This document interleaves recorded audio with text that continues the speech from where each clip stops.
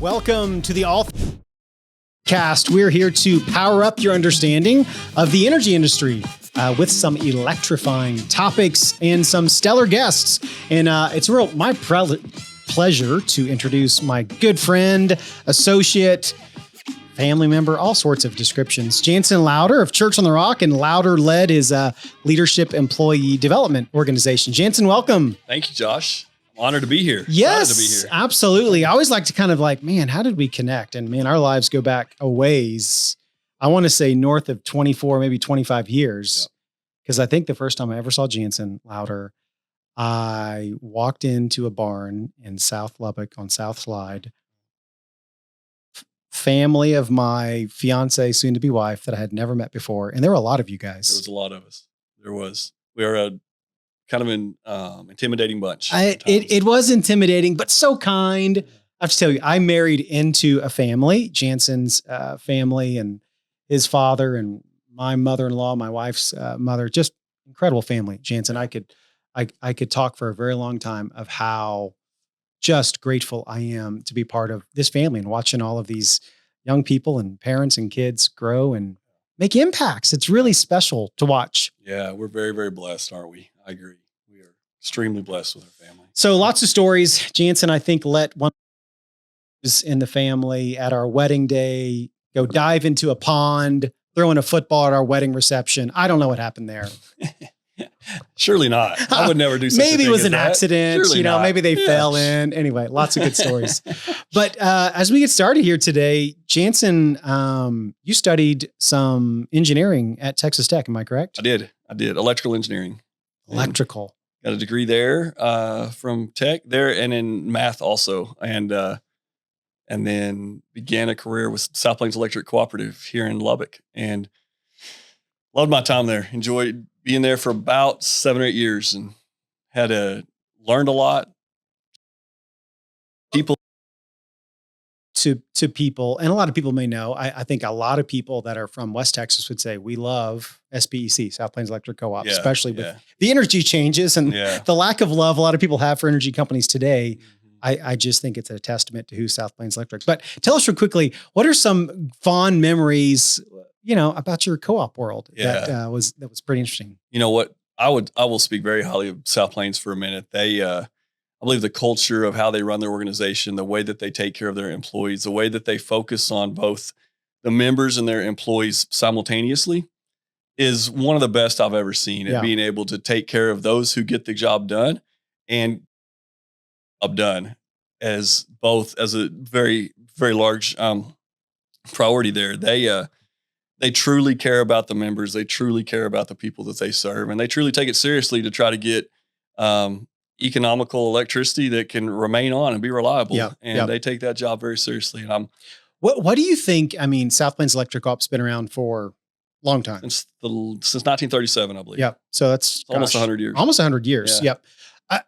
I mean, that's not easy to do. That's not easy to create culture that translates into what you see as a team member there, as a co-op member. Yeah. What is that? I think a lot of it, if I'm being honest, is just the culture of how cooperatives work and that they're member owned, and there's a stability in the board of directors that is voted on by the members and really provides that stability. And then that board selects the management. And I think at South Plains in particular, there's been very, very little turnover within management in the last 90 years. Wow. I believe there's been 4 managers in the last 90 years. I may be wrong on that, but it's either 4 or 5. And just a lot of stability and a lot of great leadership from the board on down that I love the model of how co-ops are run. The business model is second to none, in my opinion. So. Well, we may circle back to kind of the co-op world and how that intersects with energy, but just in your own journey, I think it's interesting to kind of ask the question, how did the doors open in your career transition from the co-op world, we'll kind of call it the for-profit world, into the nonprofit and even the church world? How did that come about? Well, real quickly, I'll say this first off. The co-op is also a nonprofit world. Good point. But it is a business side of the nonprofit world for sure. And then, how my transition took place. I was at South Plains Electric for about 7 or 8 years. Loved it. Was the director of engineering and operations there the last few years, and really enjoyed the opportunities we had there. We were very involved in a church here in town called Church on the Rock. Um, out now and asked if I would have any interest and would consider coming on his staff as the executive pastor, help him oversee the staff, help him kind of oversee the day-to-day operations of the church. And that had some intrigue to me. It had some excitement.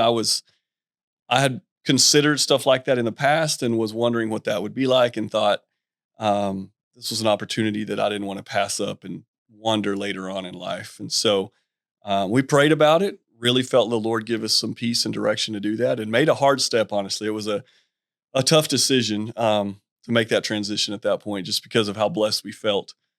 Yeah. And how stable we are in the position we were in at that point. And so it felt a little risky. It felt a little out there, and like, why are we tossing away something that we know is great for the potential? That's right. Something for unknown. So, for the unknown, right? Yep. So, And you probably couldn't pack this into one sentence, but was it worth it? It's been wonderful. Yes. So that's one sentence. It's been wonderful. It's been worth it. I would say absolutely no regrets. And at the same time I say that,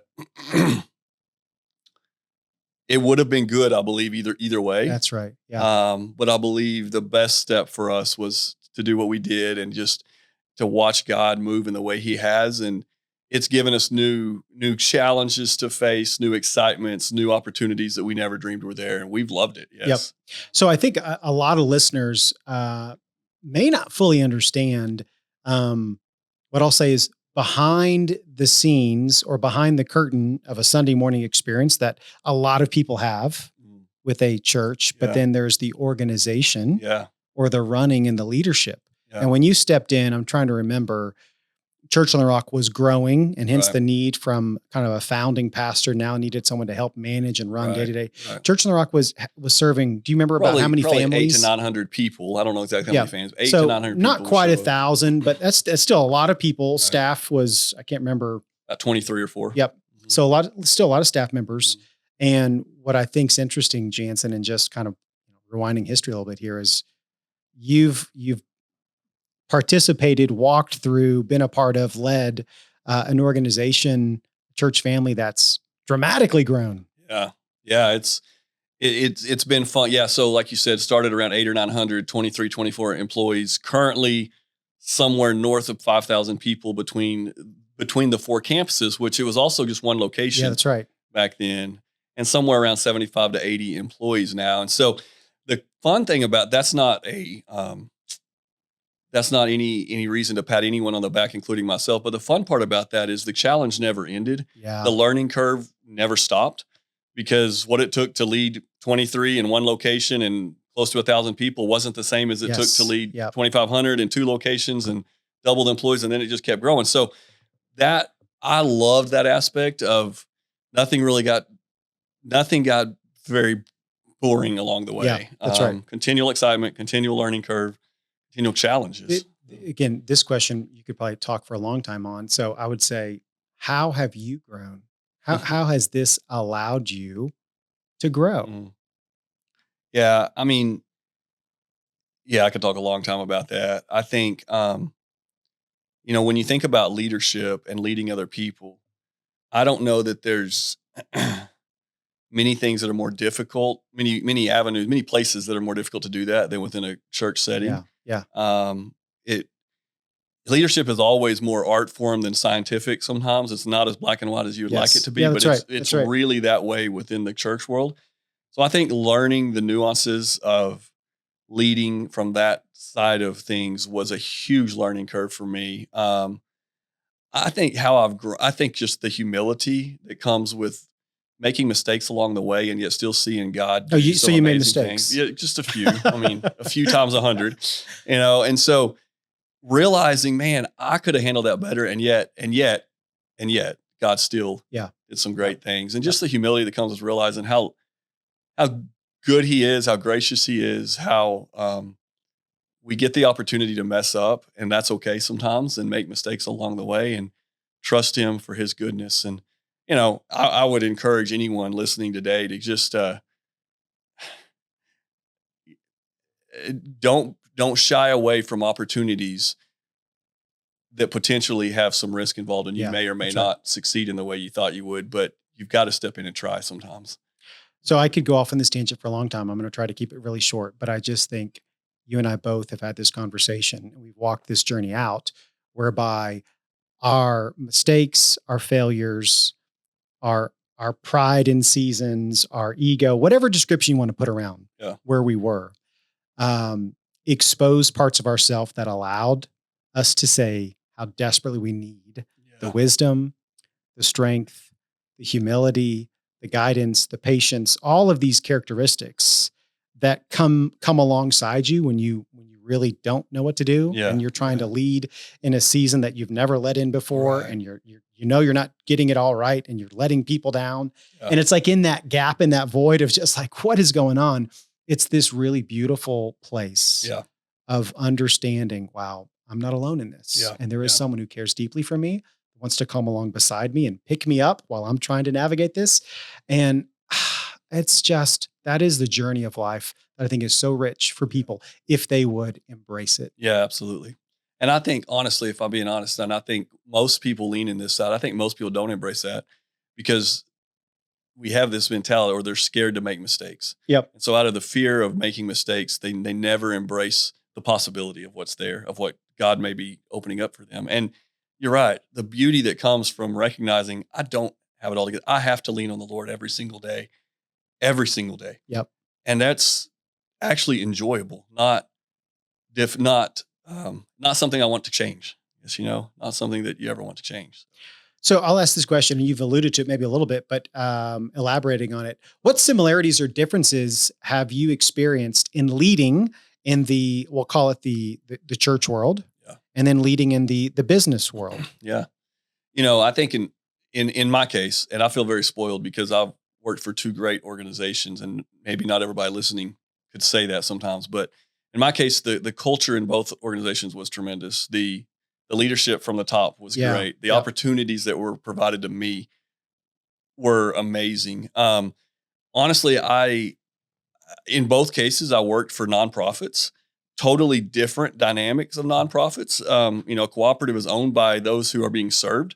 And so there was a beautiful kind of way of doing business there that I learned and really learned to appreciate and enjoy. I would say this, I've said this many times, so I'll just simplify this. Leading in the business world allowed me to be more black and white, allowed me to make quicker, easier, more cut and dry decisions Yeah. Yeah. than sometimes leading in the church world felt like we had the freedom to do. Yeah. Which made it a little bit more difficult at times Yeah. because of that. So You're constantly, and again, I'm going to pull the curtain back a little bit for people. If you can imagine when you're making strategic decisions in the church world, and that Yeah. it always affects people, Yeah. whether they're financial considerations, administration, building facilities, there's people always connected to it. And not that you are not compassionate in the business world, Yeah. but there are some black and white fundamental Yeah. bottom lines. In the church world, you carry that very heavily. Yeah, you really And so do. because of the deep care for the people that Yeah. you're intimately connected to, Yeah. decision making is not always easy. Yeah, it's not. That's right. It became more difficult along the way. And, Yep. Um, Well, and so before we kind of transition into some energy stuff, you're now opening up some new leadership doors, or kind of opening for you. Kind of tell me a little bit about Louder Led and what that's looking like. yeah, I'll try to make this quick. But about a year ago, I had the opportunity to kind of sign back on with South Plains Electric just on the side. They just hired me to come in and come alongside them and help develop some of their leaders. Yep. And ultimately their employee base as a whole.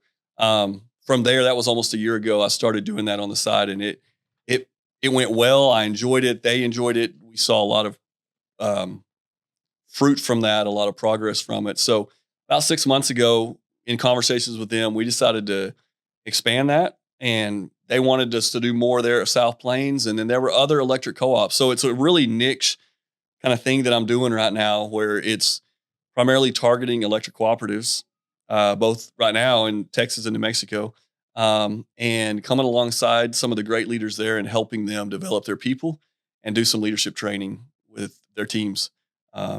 it's been neat opportunities. That's so incredible. I'm getting to do a little bit of both right now. Yep. And Yep. it's been a lot of fun. I don't know how similar it is. I'm sure there's some similarities, but I think my very first job coming out of college, I was hired with a software company. And of course, I'd never been in corporate culture, corporate environment. So, ignorant as to what is and what's not. But there was such incredible leadership at this software company, in the way that they poured into their employee development and literally took time out of the weekly schedule every week to come together and do specific employee training. Emotional EQ was kind of a thing was going around at that time, because they knew, I think much like you and South Plains Electric Co-op and others know, if we can seed into our employees, because they're whole beings, mentally, physically, relationally, emotionally, we elevate who they are. Selfishly, yes, there's going to be a byproduct of the work product should improve, but every area of their life improves and work's part of it. And so to see that investing into that is really impressive. Yeah, I 100% would agree with that. I think it's one of those areas that it's because it's hard to quantify sometimes the end results of that.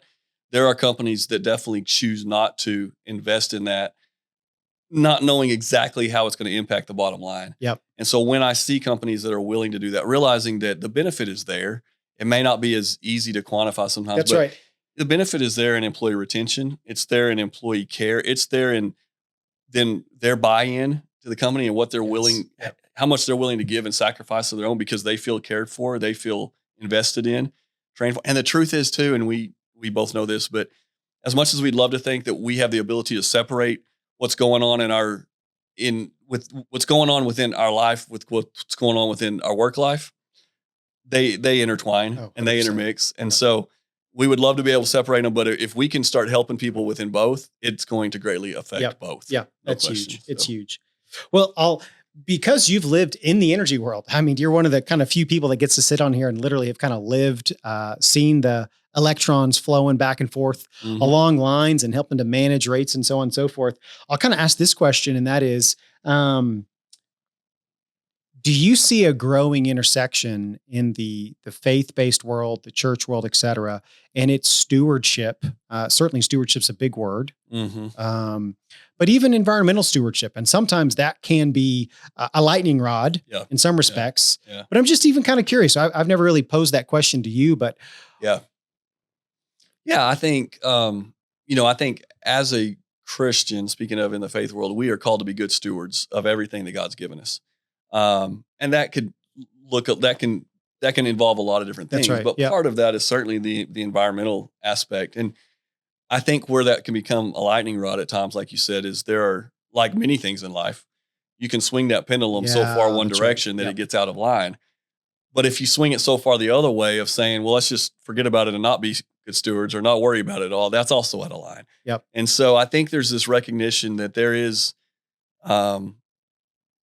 we do have an opportunity and maybe even a responsibility to steward it well. Now, we don't have to swing that so far as some have, but if we just neglect it also, and I think the faith community, I think churches, I think people that are following Christ it's oftentimes a back and forth on that pendulum, but we're trying to get, in the middle where it's supposed to be there. So, well, and I think too, I think this is both a question, kind of a comment, and that is, I think, the facilities, the buildings that churches often manage and steward are often a avenue to, manage the energy challenges that go with it.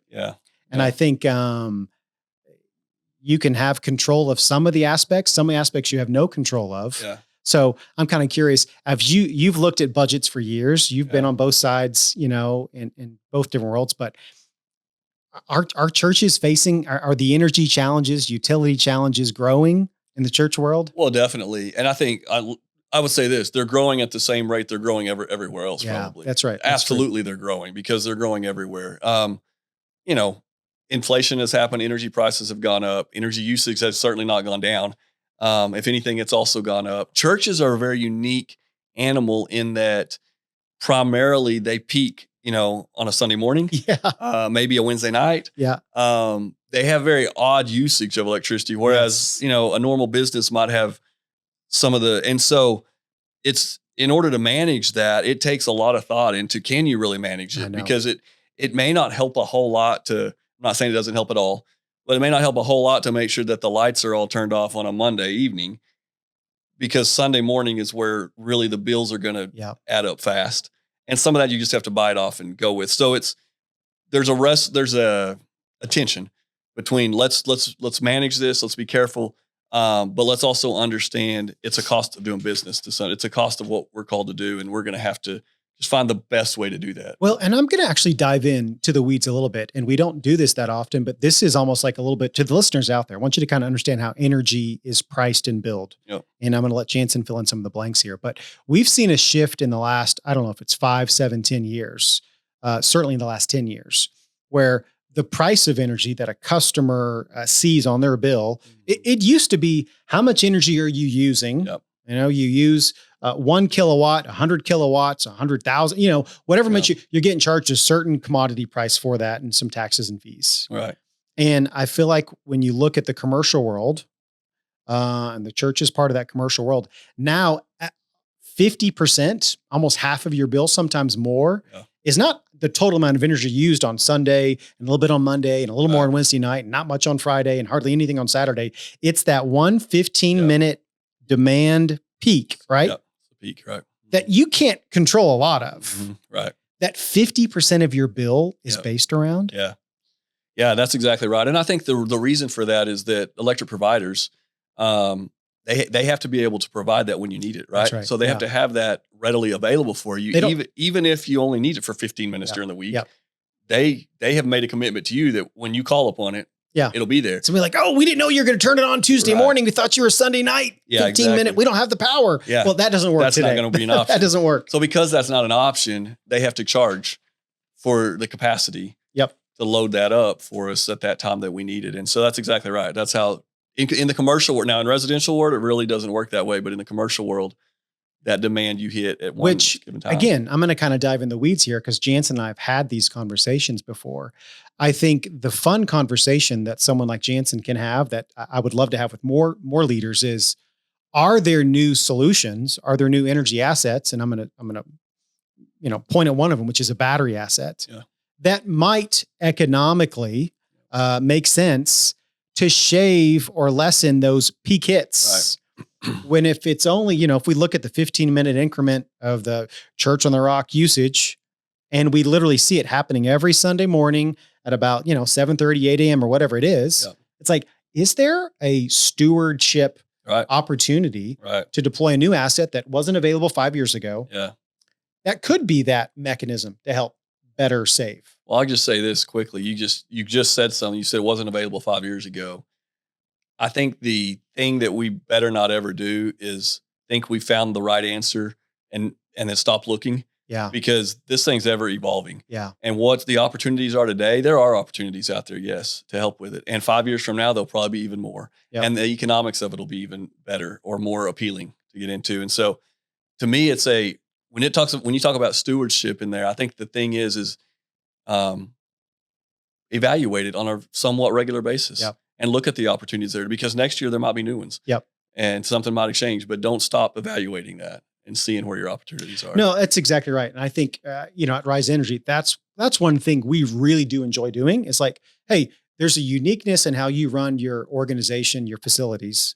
So are there ways today or tomorrow or next week or next year that we can introduce, collaborate, and find ways to just steward better what we have? It's good. Yeah. So it's really good. We'll kind of go into some kind of rapid fire questions because, a conversation Jantzen and I probably will have a little more on the offline, off the air, is some of these new solutions that literally haven't been before, where energy providers are saying, hey, we'll pay you, organization, to house a battery on site because that battery has economic value in the marketplace. The grid's demanding power. So can we work together with the customer and put on-site batteries, pay you for those?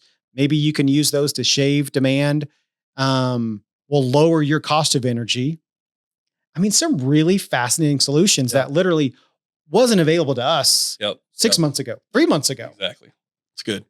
So those are some fun things we're doing. Yeah. What can I ask a question? Is energy resiliency, is that an issue in Texas? Do you see that?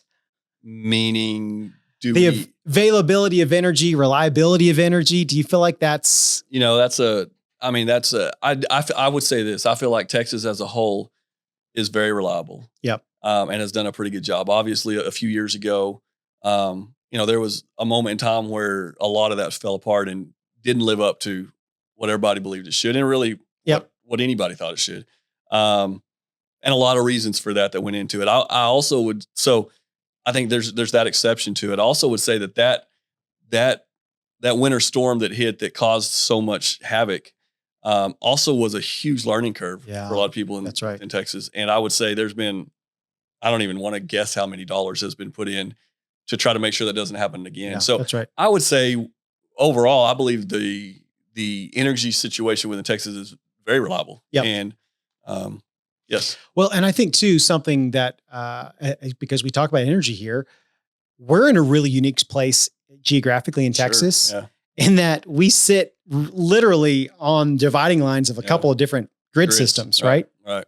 And so most of Texas is served within the grid of ERCOT. Up until just recently, ERCOT was not in the region that we're in within Lubbock. We were in the Southwest, the SPP, the Southwest Power Pool. ERCOT has now also come in here. And so now literally there are two grids that don't interconnect, but we are navigating that. So we're in a very unique position, whereas most people, even in the country, are not in a geographical location that has those opportunities. Yeah, it's interesting from a project standpoint. We may have a meeting with one customer and say, okay, we need to think through how interconnections work with ERCOT, with LP&L, so forth, and then literally an hour later, walk into another meeting and go, all right, we got to think about the South Plains Power Pool and South PEC and what those unique, they're different. They're different. And they don't interconnect. No. And you can't interconnect them. So yes, it creates opportunities. It also creates headaches at times. Yeah. That's the truth. Yeah. And I think again, I don't want to say I love headaches, but I think as a business, as any organization, where headaches occur, you should be asking yourself, can I be someone? Yeah. Can we be a source of relieving some of the pain with Good. Solutions, with working together, with collaborating, whatever it is, where pain occurs? The beauty of this country, as flawed as it is it literally allows for solving problems. And there's often a reward associated with that. Sometimes it's an economic reward. Sometimes it's a serving your community reward. But where you see pain, like literally if you're listening and you're like, oh, I'm tired of this stuff. Go ask yourself, can I find some solutions? What's the opportunity? Opportunities show up there. Yeah. So another quick question. Do you feel like the government, and this is kind of a wide open question, is offering solutions for the pain points that energy creates in business? Do you feel like the government is incentivizing and offering trying to solutions in these pains? Yeah, they are. Whether they're offering enough or not is probably up for argument, but absolutely they're offering. And there'll be opinions all over that debate. You could argue that either way, but absolutely they're involved in the discussion. They're involved in the attempting to provide solutions for sure. And have for years now have been attempting to help with this. I think, and here's the thing that probably applies to a lot of life. It's the pain point at some point that causes the innovation, the problem solving. And so what happens a lot of times is you're playing catch up. Yeah. You're kind of running behind, but you're still attempting, but you're running behind because you didn't get ahead of that pain point. You didn't start until the pain point hit. And I think in some degrees, that's what we're dealing with here as a country is once the pain point was felt 15, maybe 20 years ago, there was some effort to start moving in that direction, but we're still a little bit behind probably. Yep. So, Well, and I think so too. I think the government often, right or wrong, good or bad, and that's a totally different conversation. They're often incentivizing a certain behavior, right? I'll say this. I am so grateful that this country has incentivized charitable giving. Yeah. I mean, like literally. Yeah, absolutely. They incentivize the contribution of your own personal wealth to nonprofit churches, schools. Yeah, absolutely. All over the place. So what have they done by doing that? They're incentivizing a behavior that contributes to society. Yeah. And I think that's been a really healthy thing. Yeah. They incentivize you owning a mortgage and property taxes. And in the same way, they're incentivizing certain energy behaviors. Yeah. Again, right or wrong, good or bad. Right. I think they're looking at the landscape of, they have to look 50 years down the road. Yeah. We look at today and we don't have to worry about it. But Right. they're literally thinking about what is the behavior we need to begin to incentivize today so that the next 20 to 50 years that's good. contributes to society. Yeah. And that's where I think I get excited in our sector of like, okay, we don't have all the solutions today, but a few years ago, I thought solar had some edge. Today, batteries are just so fascinating and they're incentivized to help contribute and balance some factors in the grid, help customers. Yeah, absolutely. And I think that's a great point that, again, I think sometimes there's a lightning rod when you talk about the government subsidies or government incentives and you have to be careful there. But I do think many industries that we don't even think about today wouldn't be in existence today without those railroad to help get started. Right. Railroad, agriculture, internet. Hey, guess what? Oil and gas, telephones, West Texas. Yeah. Oil and gas was incentivized, still is incentivized. Yeah, absolutely. So that we can have a country that has a low cost of energy. Absolutely. Yeah. So, it's interesting. Good. Do you feel like, because you lived in the co-op world, so renewable energy, do you feel like Texas is leading, is lagging? Where does Texas fall in the renewable energy world? That's a great question. I think we're leading I think we're probably ahead of most other states, if I want to put it that way. We still haven't created enough to make necessarily as big a difference as probably we want to make within Texas. But I think we have to understand too, that when it comes to energy solutions, it's the answer is going to be multifaceted. Oh, that's exactly right. The answer is there's not a silver bullet that's going to solve all of this. And so I actually am, I would say from my perspective, which to be honest, Josh, I'm not really an expert at the renewable side of this by any stretch, but from my perspective, I'm fairly pleased with the percentage of renewable that's in the portfolio in Texas. It's not the silver bullet. It's not solving it all, but there's really not going to be one piece of that. There's different pieces that come in to help create the reliability, the resiliency, and keep our costs at an effective rate there. I've kind of dug deep into this a little bit more so, and just again, trying to figure out where can we as a company fit into some of these solutions. And I am so thankful we live in a state that may have as abundant natural resources, renewable resources as any other state. Yeah. Because the facts of Texas's growth all over the state, we see it in West Texas, certainly in the major metros, they see it. I think there's a report that came out of literally a month or two ago, ERCOT released, that said this year we hit a peak of 90 gigawatts of demand. And they said by 2030, this is 5.5 years from now, it's going to be, I think 80%, I think it's going to be 150 gigawatts of demand. Wow. So you just do, it's a simple math equation. Yep. It's literally simple math. Where do you come up with? I hope we drill every drop of oil and gas that this state can produce. And we've got phenomenal leaders that are doing that. Yeah. But we also need every drop of, other resources. Right. We may still come up short because we need it all. Right. And hence that the need to try to find these solutions. Yeah. So, the demand for the commodity of electricity is only climbing right now. Yeah. And I didn't even hear those numbers. So you just said it at a significant rate, right? Yep. Climbing significantly. So we're constantly playing a little bit of catch up because of that, because it's just growing at such a rapid rate that we've got to recognize that and attempt to keep up with it. And again, you can create the energy, whether it's the oil, the gas, the nuclear, the solar, the wind, the battery, but you still got to transport it. And that may be the trickiest. Got to get it where we need to go. Because that's not cheap and that takes a few years. So that's good. Well, Jantzen, any other final thoughts and, your journey, where you are today and all these different worlds we've kind of intersected? First of all, I want to say thank you, Josh, to having me on here. This is awesome. I'm excited that you're doing this podcast. I think it's a great resource for people out there wanting to maybe just keep up to date with energy solutions, ideas, but also just hear from different leaders, different people within the community. I guess my last thought is we've talked a lot today without really we've talked about the word change and how fast things are changing. And I just want to challenge anyone listening today that to just embrace change. Yes. If we try to fight that, we're going to end up regretting that eventually. There's things that are changing and we've got to decide that we're going to be okay with that. We're going to enjoy this. We're going to roll with it. We're going to appreciate what we've had and where we're going both. And so change is not a bad word, I That's guess good. that's a kind of the sentence I want to throw out there. Change is not a bad word. I think I love opportunity. I think when we can embrace the discomfort, right? It's a Yeah. reality. There's some Yeah. discomfort.